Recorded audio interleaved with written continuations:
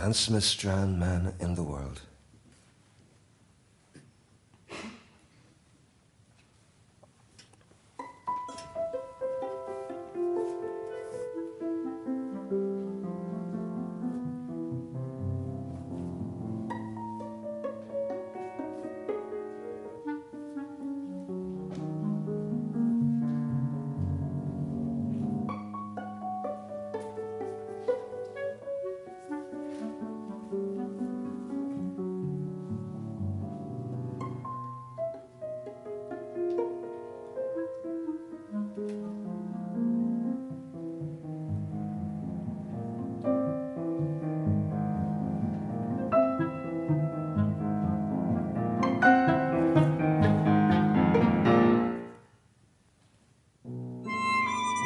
The first children who saw the dark and slinky bulge approaching through the sea let themselves think it was an enemy ship. Then they saw it had no flags or masts. They thought it was a whale.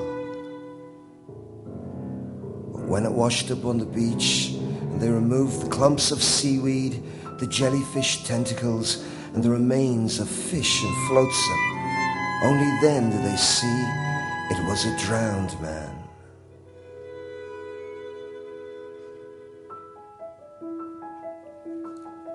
They had been playing with him all afternoon, burying him in the sand and digging him up again, when someone chanced to see them and spread the alarm in the village. The man who carried him to the nearest house noticed that he weighed more than any other dead man they'd ever known, almost as much as a horse. And they said to each other that maybe he'd been floating too long and the water had gotten into his bones. When they laid him on the floor, they said he'd been taller than all other men because there was barely enough room for him in the house.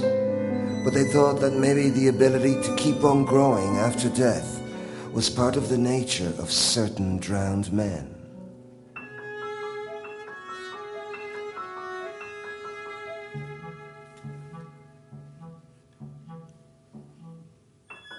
He had the smell of the sea about him, and only his shape gave one to suppose that the corpse was that of a human being, and his skin covered in a mud crust of mud and scales.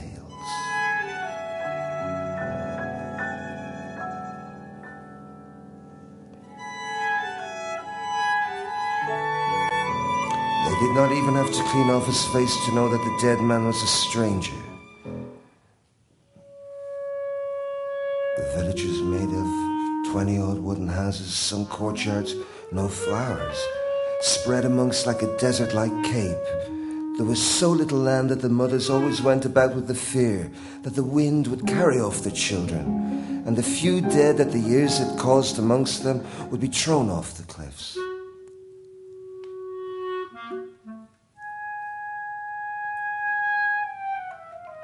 But the sea was calm and bountiful, and all the men fitted into 7 boats.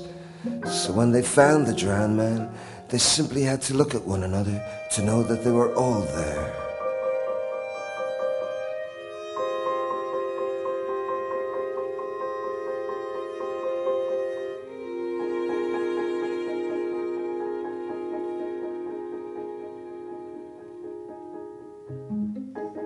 That night they did not go out to work at sea.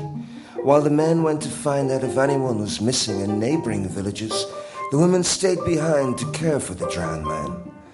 They took the mud off with grass swabs, they removed the underwater stones entangled in his hair, and they scraped the crust off with tools used for scaling fish. As they were doing so, they noticed that the vegetation on him came from faraway oceans and deep water, and that his clothes were in tatters as if they'd sailed through labyrinths of coral.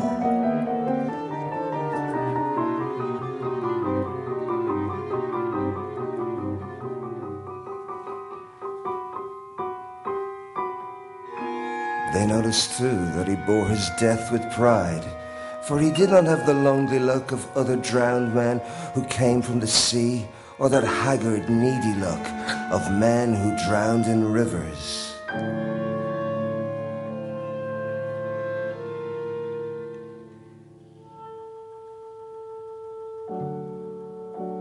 But only when they finished cleaning him off did they become aware of really the kind of man he was, and it left them breathless.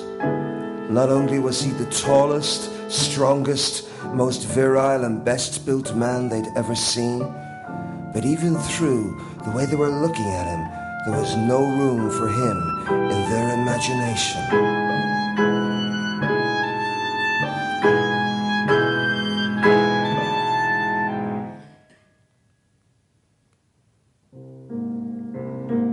They could not find a bed in the village large enough to lay him on, nor was there a table solid enough to use for his wake. The tallest men's holiday pants would not fit him, nor the fattest one's Sunday shirts, nor the shoes of the one with the biggest feet. Fascinated by his huge size and his beauty, the women then decided to make him some pants from a large piece of sail and a shirt from some bridal Brabant linen, so that he could continue his death with some dignity.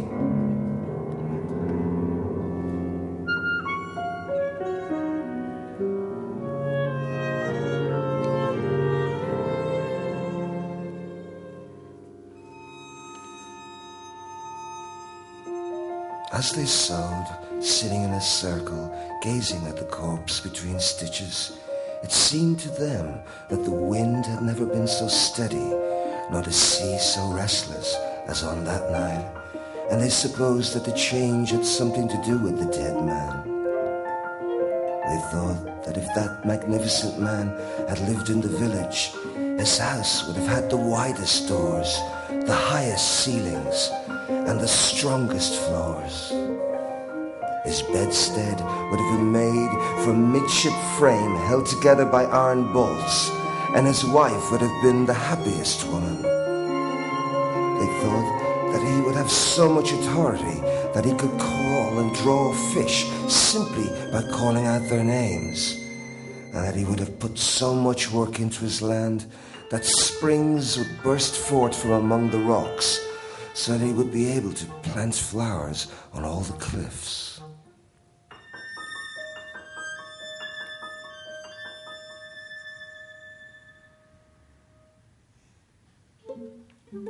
They secretly compared him to their own men, thinking that for all their lives theirs were incapable of doing what he could do in one night. And they ended up dismissing them deep in their hearts as the weakest, meanest, most useless creatures on earth. They were wandering through that maze of fantasy when the oldest woman, who, as the oldest, had looked upon the drowned man with more compassion than passion, and she sighed, "He has the face of someone called Esteban." It was true. Most of them only had to take another look at him to see that he could have no other name. The more stubborn among them, who were the youngest, still lived for a few hours with the illusion that when they put on his clothes and lay him among the flowers in patent leather shoes, his name might be Lautaro. But it was a vain illusion. There had not been enough canvas. The poorly cut and worse sewn pants were way too tight, and the hidden strength of his heart popped the buttons of his shirt. After midnight, the whistling of the wind died down, and the sea fell into its Wednesday drowsiness. The silence put an end to any last doubts. He was Esteban.